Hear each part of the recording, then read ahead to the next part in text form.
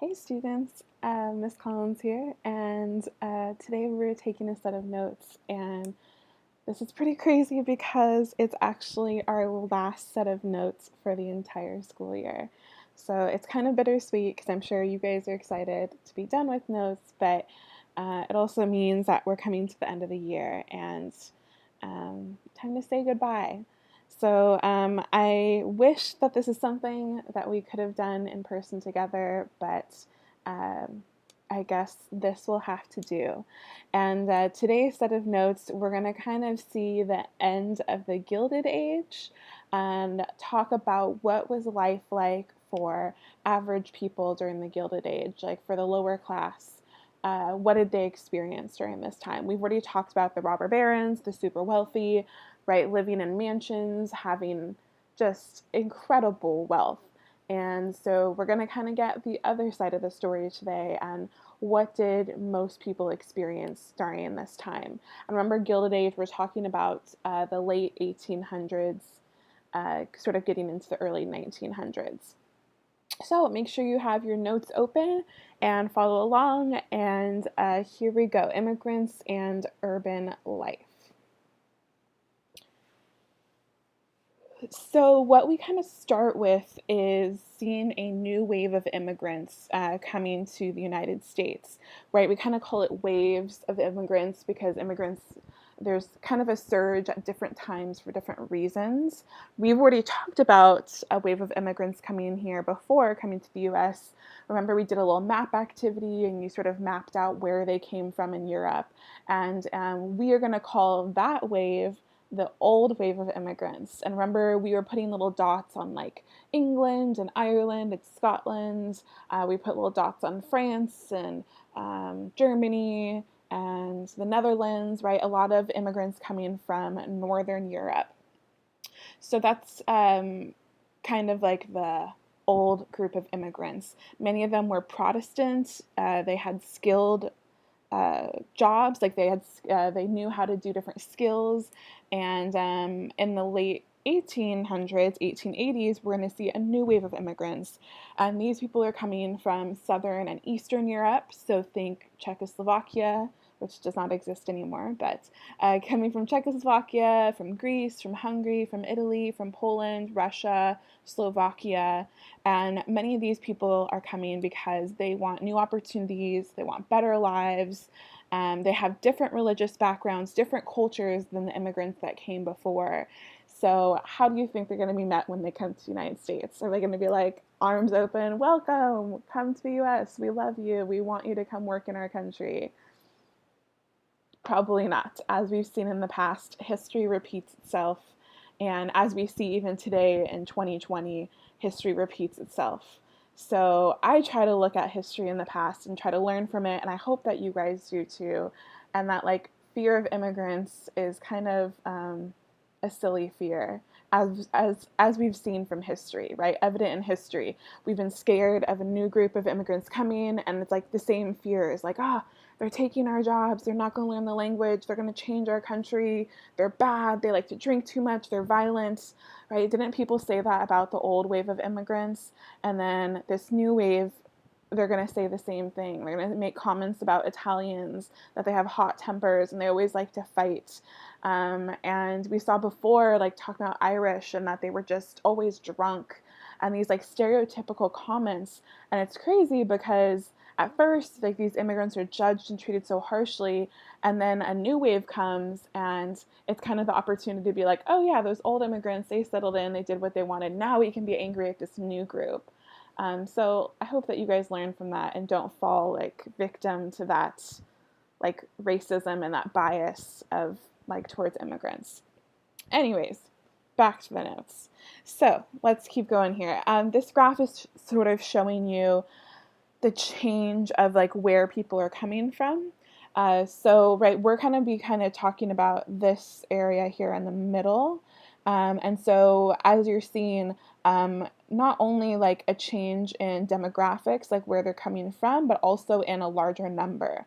So that old wave was roughly 5 million immigrants that were coming through during that time period. And here we're going to see roughly 9 million. And as you see, there's going to be a whole nother wave also It's going to be even larger in the early 1900s. We'll get to that. Well, we won't get to that. You'll have to learn that in your next history class. So, our new wave of immigrants, how are they coming to the United States? It's still difficult to get to the United States in the late 1800s. So, like, airplanes are not really an option. So, most people are obviously going to be coming by boat, right? If they're coming from Europe, they're coming on a ship. And to buy a ticket on a ship is pretty expensive. So most immigrants are going to be traveling in the steerage area of the ship, which is sort of below deck. It's sort of the crowded, like think of like the third class. If you've seen like Titanic, it's like, yeah, it's like the people that are below deck that when Titanic starts to sink, that these are the people that are going to lock up and make them die down there, which is a big bummer. But we're not to Titanic quite yet. So they're kind of in like the lower parts of the deck where it's crowded, there's disease, there's seasickness. And as their ship sails in, they're going to be arriving at an immigration center.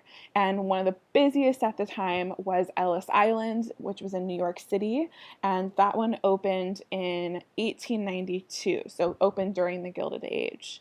And basically, you would get off the boat, you would have like whatever like luggage you brought with you, and officials would examine you. They would write down your name. They would find out, where you're from, where are you planning on staying, what language you speak, and they would make sure that you weren't sick.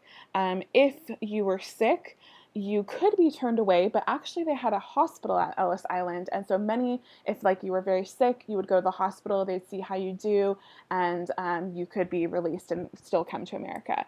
Very, very few people were turned away. It says less than 2% were turned away, and those were usually people that could have like a really bad disease that they don't really have treatment for, or they're afraid of spreading, or it could be that they know that you have some sort of criminal background or connections to the mob, anything like that. But again, it's a very small percentage that's turned away. So here's a picture of Ellis Island. So to give you guys an idea, this is actually a really old picture of New York down here because you can still see the Twin Towers, but I wanted to show it because, So as you're entering the harbor in New York, you've got you've got the Statue of Liberty on an island over here, and Ellis Island is actually a little island over here. And by the way, this is New Jersey over here, and New York City over there.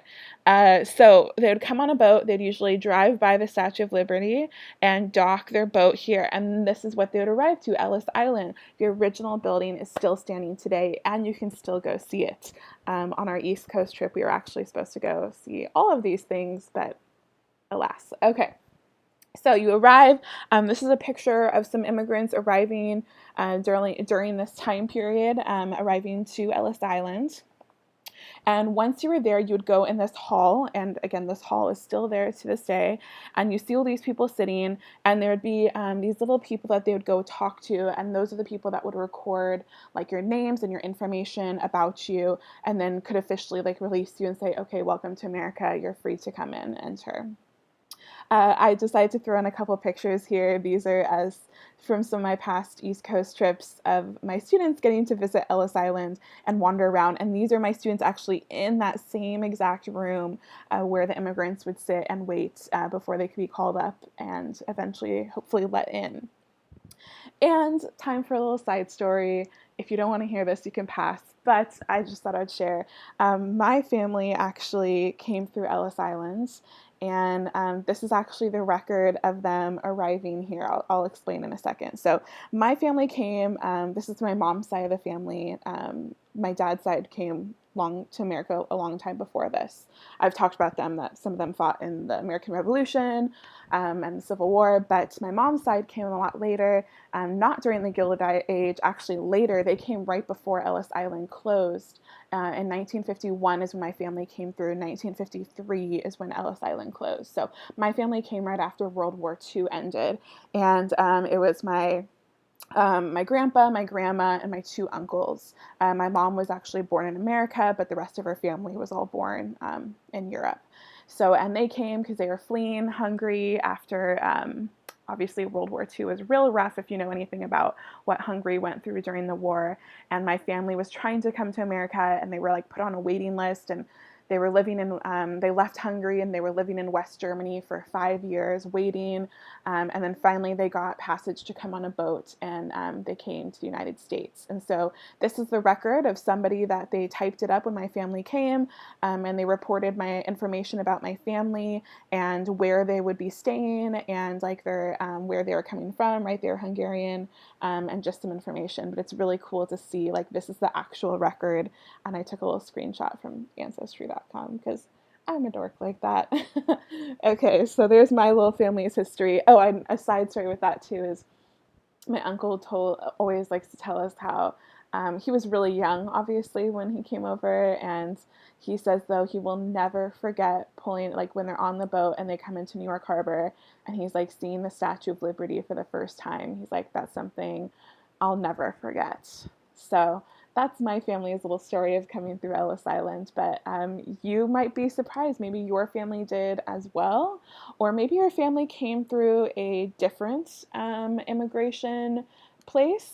So like I said, Ellis Island actually closes now. Like when you immigrate to the United States, it's a little bit different. Like there's different offices you go through, and not necessarily through these large centers.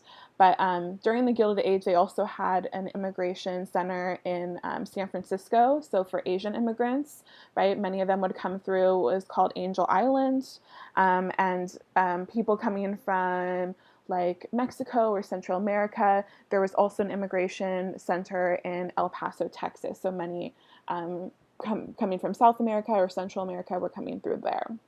So now that you've made it to the United States, you need to find a job, you need to learn the language, you need to like find somewhere to stay.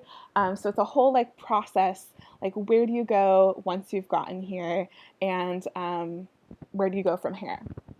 Well, what's going to be really common is many of these immigrants are going to want to move to areas where there's other people that speak their language and have their same customs, and there's different restaurants that are opening and they're making the same sort of food from their home country.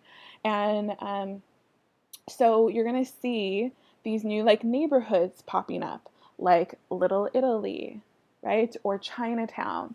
And that's where right immigrants from that same country would all like come together, live in these common neighborhoods, and it would just make like adjusting to life easier, right? You would spend maybe like your whole day working in a factory and just being like in shock of before maybe you had lived on a farm and worked on a farm. Now you're inside at a factory all day. There's people speaking English, you're still learning it, and then being able to go home and speak like your like home language, have your home food would be like comforting. So that's why many people are going to do this. Many people in these neighborhoods are also going to form things called benevolent societies, which basically like people would collect money in the neighborhood to help out other immigrants, because the government wasn't really offering any sort of aid. So like, oh, we have a new Italian family coming in. We want to help them get an apartment. We want to help them with food. And so these different societies form to help them. So that's kind of cool.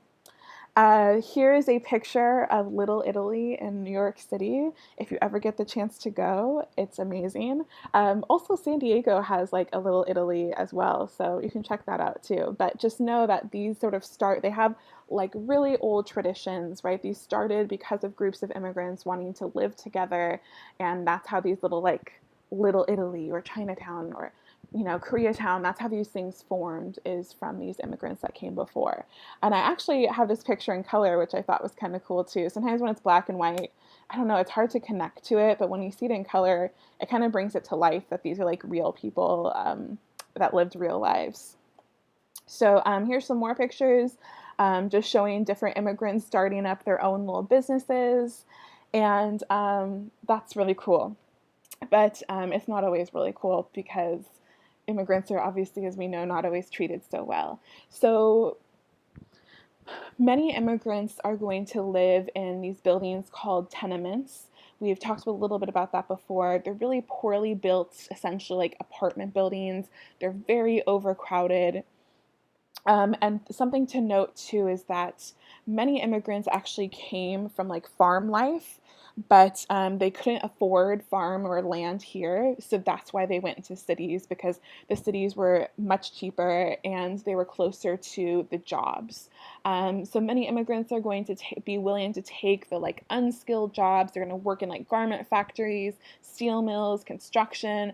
They're willing to take the jobs that have like the worst hours, like long working hours, the lowest pay, but they're willing to take it because this is better than what they had back at home.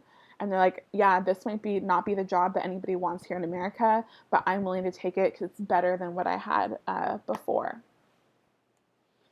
So here's some pictures of tenement buildings. Again, I know we've gone over some of these before, but I thought that I would bring them up again just to show you again how like immigrants lived and what their homes were like in these cities. And again, many of them are going to come live in cities. Many of them will actually work out of their homes and start businesses out of their homes as well.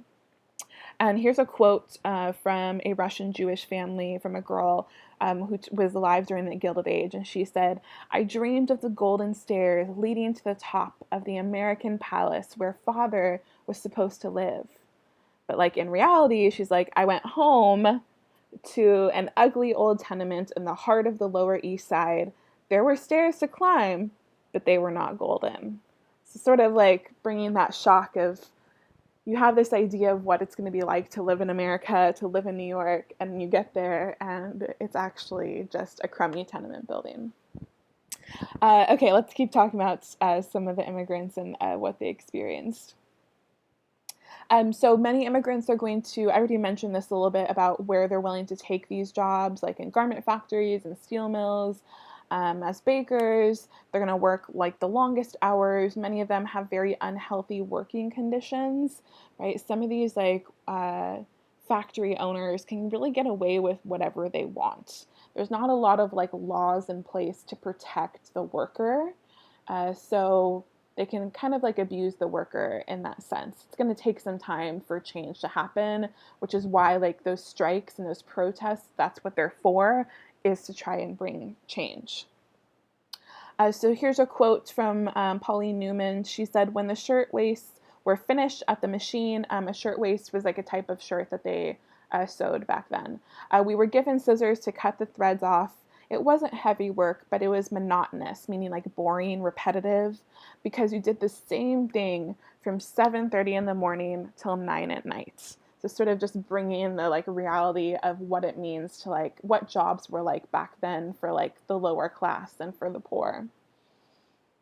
So obviously not everybody is going to be excited about another new wave of immigrants coming over.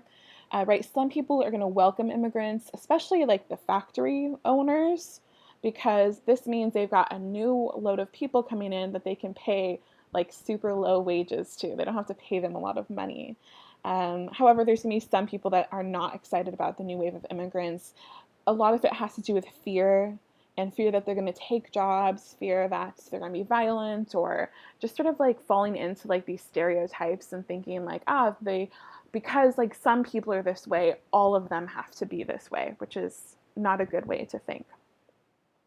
Some people thought we should limit the number of immigrants allowed to come to the United States, and that's going to be like a popular sentiment. Some people, though, wanted laws to be passed and saying like, hey, we need to like stop some people from being able to come to the United States. So in 1882, Congress is going to pass a law called the Chinese Exclusion Act, which is going to ban all Chinese people from immigrating to the United States for 10 years. And this is the first time a nationality was actually ever banned. And again, can we just take a minute and see like the problems with this? The idea of banning a whole nationality, like why? Like why? Just because maybe like there had been, a Chinese person who was violent or didn't follow the laws or something, like why punish an entire like race, entire nationality for like the actions of a few people? I'm not really sure. I don't really understand that quite well, but there's going to be other laws passed as well, and right, some of them make sense. In 1892, there's going to be a law that says like if you're convicted of a crime in your home country, like you can't come here. And sometimes some of those like make sense. Okay, we want to keep violent people out. Understand that. It's better than banning an entire group of people. But immigrants will, of course, still come, and their labor, like their work, is going to help like build our country. So here is a quote from Abraham Hyman, a Russian immigrant, and he said, "Your feeling is that a better time is coming, if not for yourself, but for your families, for your children." And that's something like a lot of immigrants felt. I know that's something that my grandpa talked to my mom about, is like this idea like that you're coming here, you're making this sacrifice, you're taking this like risk, you're risking it all for like a better life, but not just for yourself. Like you're probably going to struggle, but for like your future like ancestors, like your children, your grandchildren will get to have a better life than like what you had. My grandpa I never got to meet him. He died before I was born, but he talked about like to my mom like the idea of the American dream was something that he was obsessed with. Like he loved the idea that you could come to America and it didn't matter like where you came from, what you did before, like you could do whatever you wanted to do. You could be whoever you wanted to be, right? Kind of like thinking like, Andrew Carnegie, who came over as a Scottish immigrant and started with nothing and then became like one of the most wealthy men in America.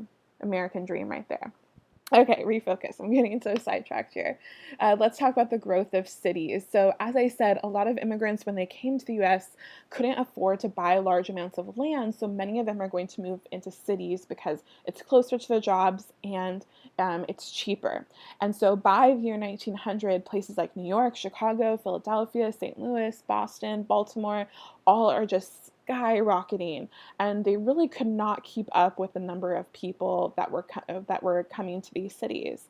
40% of all Americans lived in cities, and even African Americans are going to be seen. Many of them are going to be trying to leave the South after the Civil War, leave that like oppression, and try to escape to like some of these larger cities and get like better opportunities. So a perfect example of this is Chicago. Chicago is going to rise like rapidly during the Gilded Age. So in 1850, actually, that's actually before the Civil War starts. There's about 30,000 people living there, but by the year 1900, it's all the way up to 1.7 million. So in 50 years, look at that change. What's that percentage there? Can you guys do the math of the percentage of growth of that city in 50 years? So think of like how long, like how many houses they had to build, how many apartments they had to build to accommodate all of that. And here's another little statistic for you there. Chicago is made up, like, of the entire population there, 3/4 of that population are immigrants. So Chicago is just a city of like new people coming from new places. And why so many immigrants go there is because of the jobs. So it's a central hub for railroads. Many of the railroads are going to come and meet in Chicago. And it's going to be the place where many of the slaughterhouses are built. So we learned before in our notes about the cattle farmers and how they would bring their cattle up to Chicago area, again, because that's where all the trains are meeting. And so that's where these slaughterhouses are going to be built. And so then that meat can be put onto like refrigerated train cars and brought to different places. So that means there's lots of work in places like Chicago. So here's some pictures of Chicago. Oh, I feel like it'd be so crazy and so cool. I would love to like be standing on that corner and see what it felt like to live back then. But also know, like, I just want to point out, like, the Gilded Age, it's a different time, like really different than what we know now. And I think something to point out is like, what were people's lives like? And we can kind of look at that based off of how long are people living. In 1850, the average American lives about to the age of 38, 39 years old. So kids, I'm not going to be around for much longer. My time on Earth is almost done. But by the year 1900s, that number rises by almost 10 years. So you're seeing a big change in life expectancy during the Gilded Age. Infant mortality is like how many babies like survive or die. And so again, during this Gilded Age, you're going to see like a rapid drop in the number of babies that are dying. So more children are living. So you're seeing like a big change in society. This tells us like people's lives are getting better in a way because they're like living longer and babies are surviving, but it's still not where it could be or it should be. I thought this is like a great picture to put in here. Sorry if it's a little shocking for you, but remember, like, cars are around, but still a lot of people use horses and ride a horse and use a horse and buggy to get around. And this is just like a group of children playing in the streets next to a dead horse that's just been sort of left on the side of the road. So sort of showing you some issues we've got here. Trash collection is an issue. Children and like any sort of like childcare or preschools or education, like these kids are just sort of like, I mean, I'm sure like what this kid's probably in charge because he's the oldest, like of just seeing around these kids. You just got kids like running around on the streets. It's like pretty crazy. Here's a picture of some men in a Chicago meatpacking plant, and with that, we're gonna have a little story about meatpacking here. Here's another picture in a meatpacking plant. These are like these giant vats of like boiling like water and other chemicals that they would throw the animals into them to sort of sanitize them. If you're interested in learning any more, sorry there's a lot of words on this slide, but I'll explain.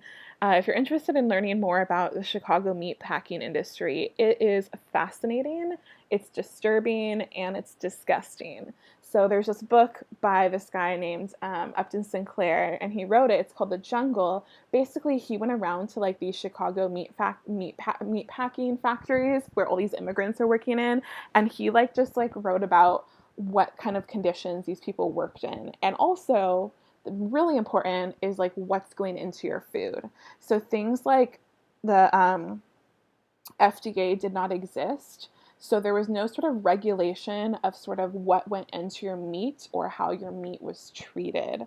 So here's a great like quote. I won't read the whole thing, but essentially they're saying like sometimes what goes inside of a sausage might be a rat that fell in, could be a person's hand or finger that got lost because it got cut off by a machine.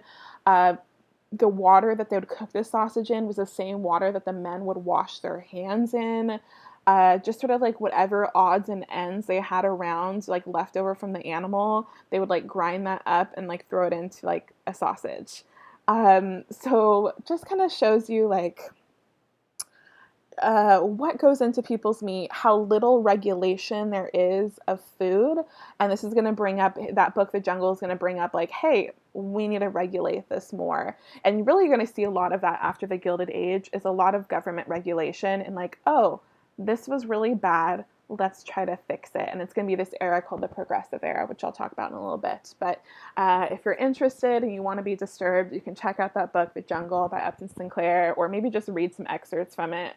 It's pretty disturbing about also like how the immigrants were treated. Like, so they would get like animals. If this is really disturbing for you, I'm sorry.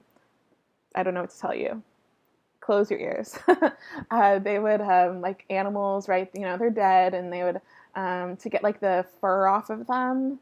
They would like douse the animals in like acid, and then the immigrants like that worked in these factories, I'll just call them the factory workers, had to use like their bare hands to like strip like the fur like off the animals. So their hands, like some of them, they would talk about like their knuckles and their fingernails. Some men like had no fingernails because so many times their fingernails had fallen off from like touching the acid and from like dealing with this. And some there are stories too about like men like falling in on accident to like these vats of like acid, and then they would just like be gone, and they're like, oh well, that guy died.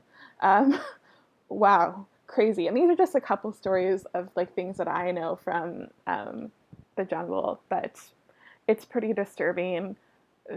It's pretty disturbing. So that's the Gilded Age. Pretty disturbing.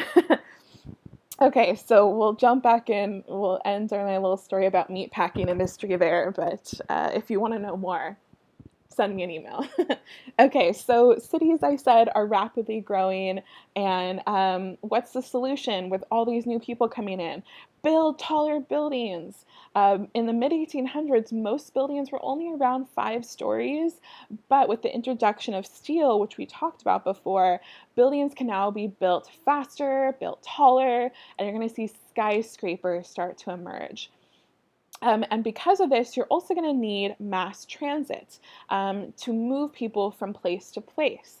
And so cities start to build the first like elevated trains, underground railroads known as subways. And the first one ever is actually in Boston, and I'll show you that in a second. Many people are going to move to suburbs, right? These are like neighborhoods that are outside of the downtown area. And these started to spring up like before the Civil War, actually. And so basically, people could live like outside of the city, and but they're still close to it, but they're sort of far away. It's a little bit nicer, and they could take this public transport into the city. So you're just seeing bigger buildings, higher buildings, and new forms of transportation to get people into the city. So this is a picture of, again, this is where the first underground railroad, not the underground railroads that we talked about before with Harriet Tubman. This is a literal like train built underground to get people around in cities in faster ways. So Boston is the first one to develop this. They call theirs the T. Yep, spill it, drink it, the tea. And I hope you get to ride it one day. The tea is a very interesting subway. So with the rise in cities and mass culture, you're going to see the development of like more people being involved in like leisure and like having more time outside of work and like wanting to like have more fun outside of work. And so you're going to see big like retail shops. I think like Macy's, like department stores are going to open where you can go into a store and sort of just get like everything that you need. Coney Island was created in New York City for amusement. So it's like a little place you could go, like think of like a boardwalk with like amusement rides and things like that.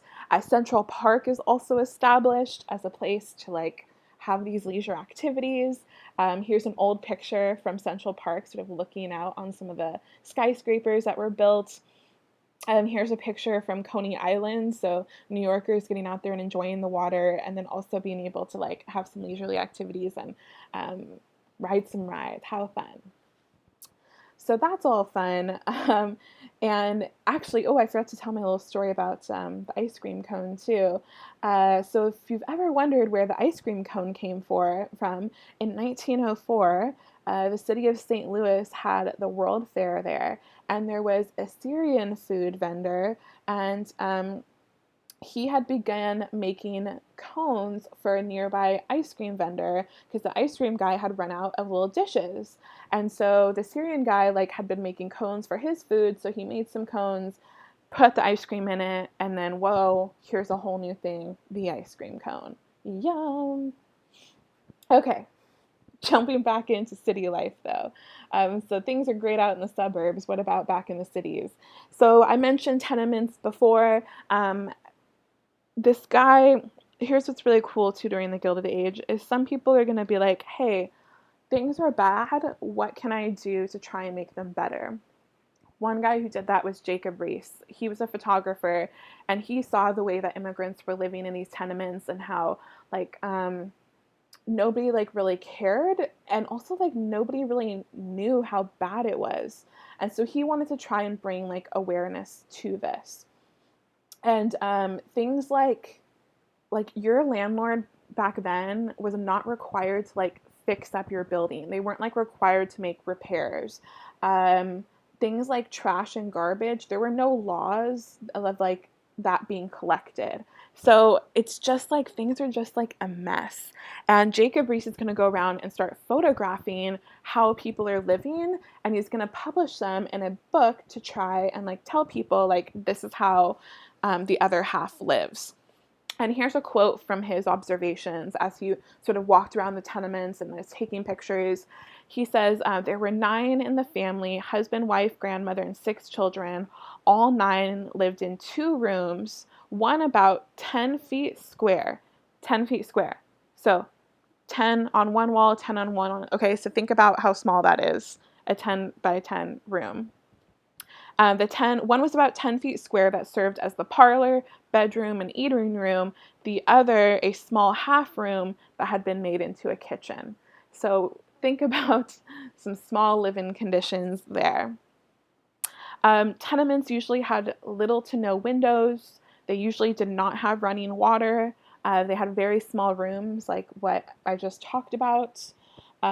Cities often dumped garbage into local rivers that were used for drinking water. So diseases such as cholera, typhoid, influenza, tuberculosis spread really quickly in these neighborhoods because you're seeing trash on the streets, trash in the water. Babies born, and this might be a testament of this. I don't think I have this on the, oh, I do have it on the next slide. Sorry, that was my bad.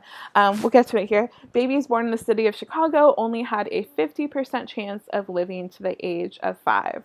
That's pretty rough, right? Imagine, I don't know if you have any siblings, but like imagine, your parents having a little baby. You're like, there's a 50-50 chance they're going to survive. That's not the best odds there.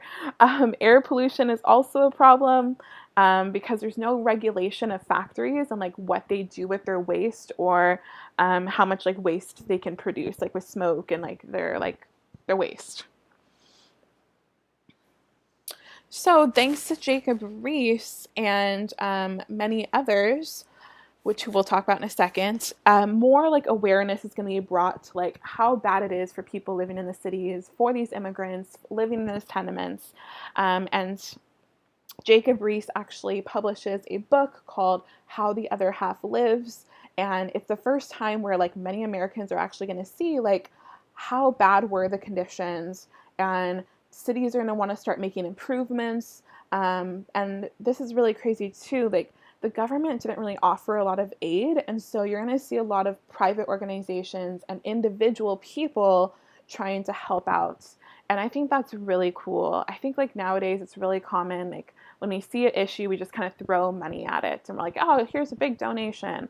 But something I think was really cool back then in the Gilded Age is people saw a problem and they're like, cool, I'm going to do something about it, right? Jacob Riis took photographs, published it. His book became widespread. People got to see how the other half lived and they were like, wow, this is bad. Let's do something about this. It kind of makes me think of like, when we learned about Uncle Tom's Cabin, right? That book that was written about like how bad slavery was. It was a fake story, but it was based off of what that woman had actually heard and what she had seen.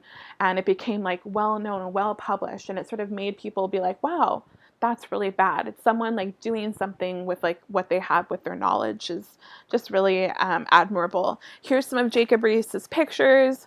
We've actually looked at some of Jacob Riis's pictures already many times. But really cool guy who really tried to help out. Another really awesome person who's going to help out is Jane Addams.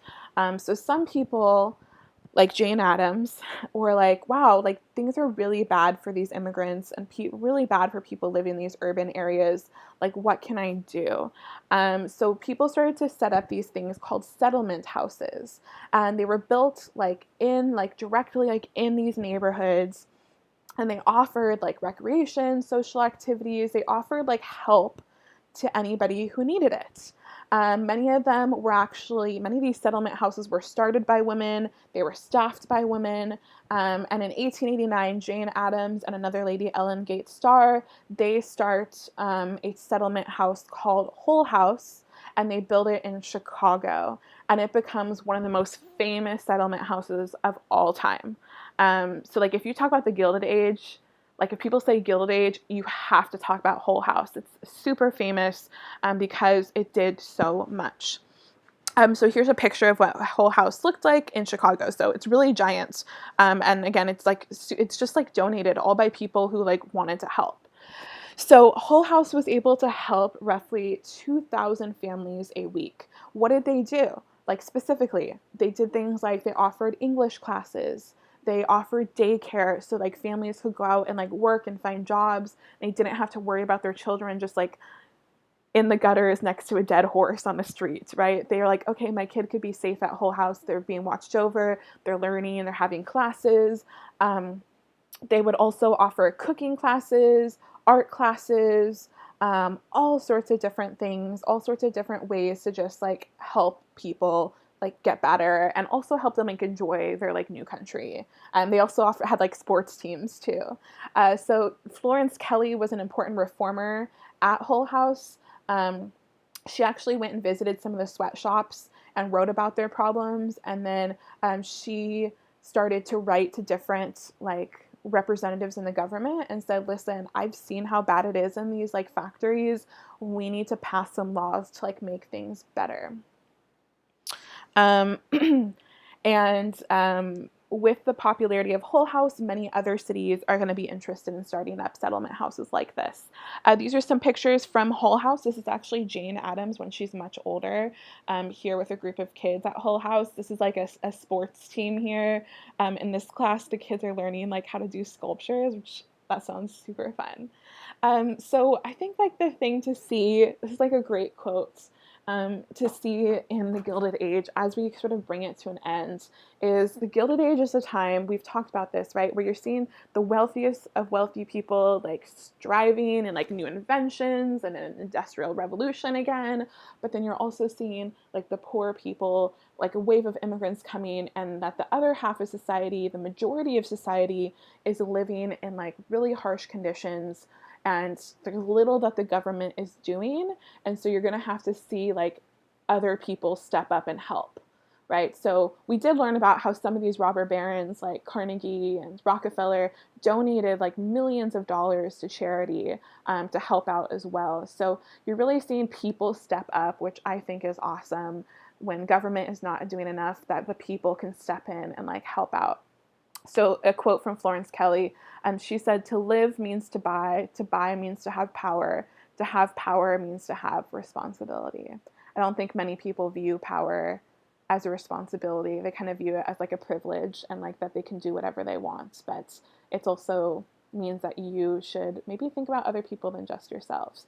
So how does, this isn't like in your notes, but if you're wondering like how does the Gilded Age come to an end, it basically in 1893 there's a few big railroad companies that fail, and it sets off an economic depression, and it's actually one of the worst depressions besides the Great Depression. It's one of the worst depressions in the United States. Some states actually had unemployment rates as high as 50%. So 50% of the people in that state had no job. That's how bad it was. So it kind of gives you an idea of that. And so this depression is going to last for like 4 years. It's going to leave like the people that are going to struggle the most are the middle class, the poor, and they are just like fed up because like the reason why they're suffering is because a couple giant like railroad companies failed. Like it's nothing that they did. And so they're like, how come the government isn't regulating this more? How come the government didn't step in and like do something? So this is all going to give rise to like a new era, and it's going to be called the Progressive Era. And it starts when this guy over here in this picture, Teddy Roosevelt, becomes president. He's really supportive of corporate America, of like companies, but he also doesn't think it's right for companies to like profit and make all this money based off of like exploiting like immigrants and like the poor. He's like, you can't just like abuse them, you also have to help like uplift them. So you're going to see a shift from the power of the robber barons to the progressive reforms. So instead of like all these power and companies, you're going to see a lot of reforms in society. So by the year 1916, cities are going to be cleaner, factories are safer, there's better housing, people can make more money, there's less monopolies, and there's more small businesses rising up. And that's because there's going to be a lot of reform in the government, a lot of new laws to protect the poor and the immigrants and help people have better lives. And then all of this is sort of going to kind of lead into and change in the year 1917 when World War I starts. And that's going to kind of like change things a lot as well. But these are all things that you'll get to learn more about in high school. But that's the end of the Gilded Age, and that's the end of what we learn in 8th grade. So what a change it has been. So I hope you enjoyed these notes, and they're your last ones. So have a nice day.